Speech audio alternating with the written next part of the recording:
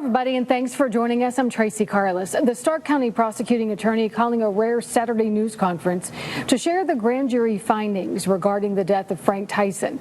It comes after 2 Canton police officers were charged with reckless homicide in connection to his death. News 5's Maya Lockett has the details on the press conference and why the community is shocked. No one is above the law. Stark County prosecuting attorney Kyle Stone held a press conference Saturday afternoon to share the grand jury update regarding the death of Frank Tyson. And no one is so far below it that they don't deserve its protections. Stone announced the jury decided to indict officers Bo Schoenigge and Camden Birch with reckless homicide, which is a third-degree felony. With a potential of 36 months imprisonment and up to a $10,000 fine. I want to stress that these officers are innocent until proven guilty. On April 18th, while in police custody, Tyson gasped the words, "I can't breathe," 7 times while an officer had a knee on his back. I can't breathe. The interaction between Tyson and Canton police started when officers responded to a car accident. On scene, officers found a power pole taken out and a car off to the side of the road with a blown airbag. Witnesses told officers Tyson ran into a bar.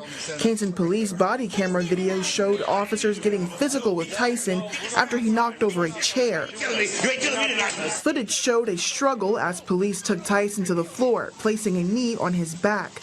The body camera video shows several minutes passed before officers realized he was not moving.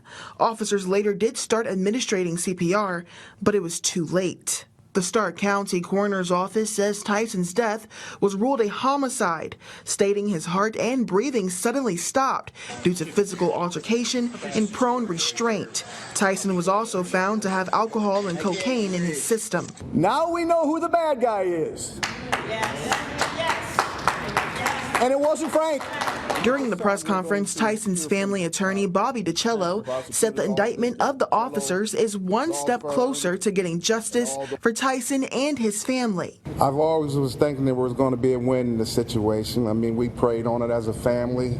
People have been praying for us as a family. In April, Tyson's family shared tears over the loss of a loved one, but today they shared tears of joy. It's not the win that we was looking for, but still, just like the indictment was unexpected, and we're going to take this small win and just build upon it and just go to the next stage and phases. DiCello says it is incredibly rare to achieve an outcome like this. It takes strength, it takes courage, it takes a community to stand up for itself.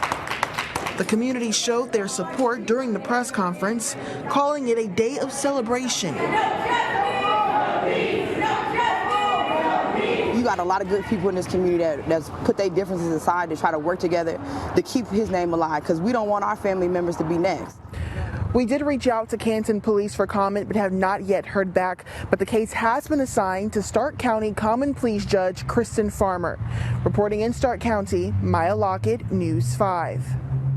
The Canton mayor releasing a statement this evening saying he is aware of the charges against the officers, adding in part, quote, "While I remain committed to transparency during times like these, given this is a pending case, I am limited on the information we can provide at this time."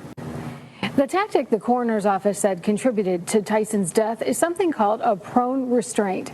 In 1995, the Department of Justice put out a bulletin for law enforcement on positional asphyxia. It says that when a suspect is prone or facing down, along with other risk factors like drugs, alcohol, and obesity, it could lead to sudden death. Back in August, News 5 investigators spoke with a policing expert who told us what he tells officers to do in these situations. You can roll him over onto his back. The point is you get the pressure off of his diaphragm and you allow his lungs to expand and contract fully.